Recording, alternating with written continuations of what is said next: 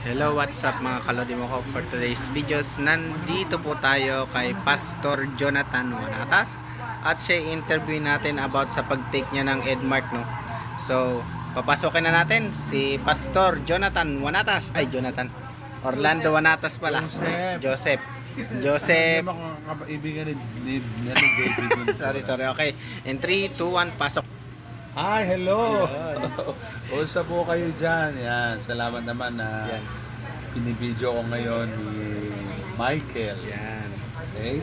Ano po ba yung ininom nyo ngayong hapon, Pastor? Ginseng. Wow. Yan, my favorite coffee, of course. Kasi may proven ano po yan. Wow. Na ginawang pag-aayos ng aking pagkahilo. Yun.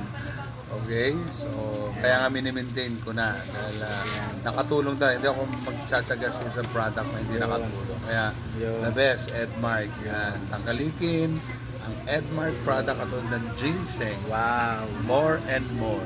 Wow. Pastor, pakilala mo naman tong store mo. Ito po ay printing services din po. Pwede naman po Ayun. yung tuloy po lang Ayun. Yan. Robert Printing Services. Yan. Yan yung pangalan.